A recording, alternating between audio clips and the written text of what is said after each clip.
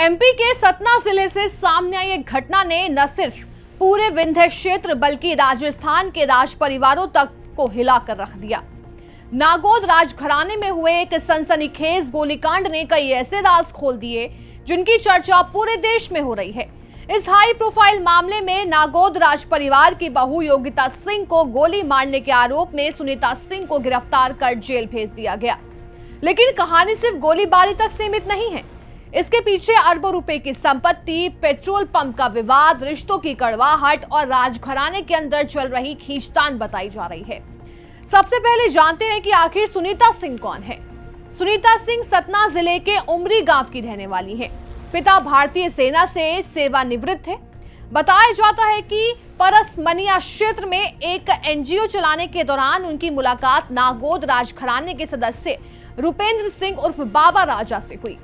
धीरे धीरे दोनों के संबंध गहरे होते चले गए और सुनीता राजमहल में रहने लगी। स्थानीय लोगों के अनुसार वो बाबा राजा की अघोषित पत्नी और बिजनेस पार्टनर के रूप में जानी जाने लगी।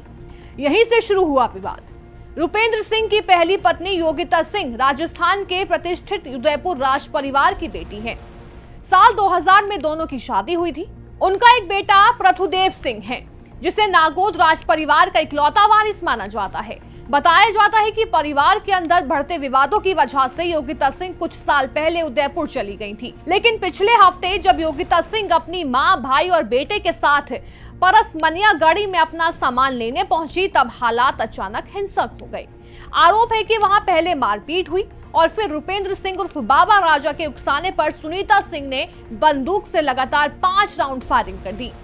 इनमें से एक गोली योगिता सिंह के पेट में लगी, जिससे वो गंभीर रूप से घायल हो गई। उन्हें तुरंत अस्पताल में भर्ती कराया गया।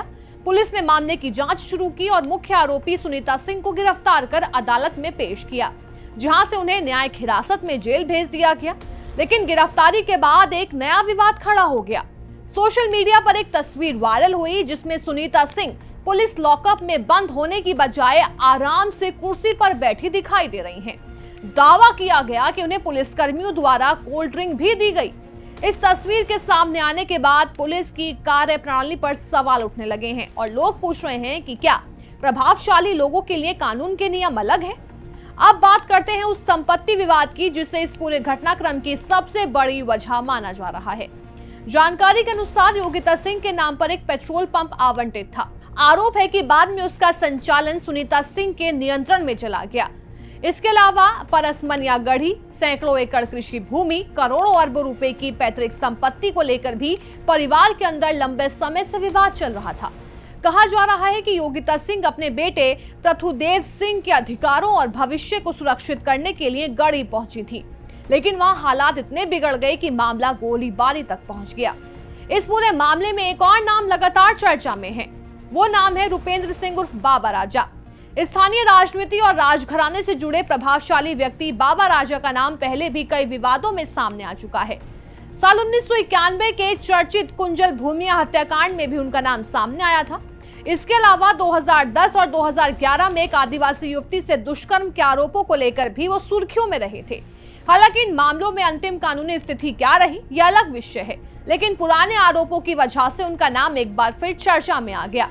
इधर गोलीकांड के बाद बाबा राजा की तरफ से भी एक काउंटर शिकायत दर्ज की गई है, जिसमें योगिता सिंह पर उनके परिजनों पर मारपीट के आरोप लगाए गए। हालांकि पीड़ित पक्ष इसे दबाव बनाने की कोशिश बता रहा है। नागौद राज परिवार की बात करें तो ये विंध्य क्षेत्र के सबसे प्रभावशाली राजघरानों में एक माना जाता है। वर्तमान विधायक नागेंद्र सिंह इसी परिवार से आते हैं और प्रदेश की राजनीति में उनका लंबा अनुभव रहा है। यही वजह है कि ये मामला अब सिर्फ पारिवारिक विवाद नहीं रह गया, बल्कि राजनीतिक और सामाजिक चर्चा का विषय बन चुका है।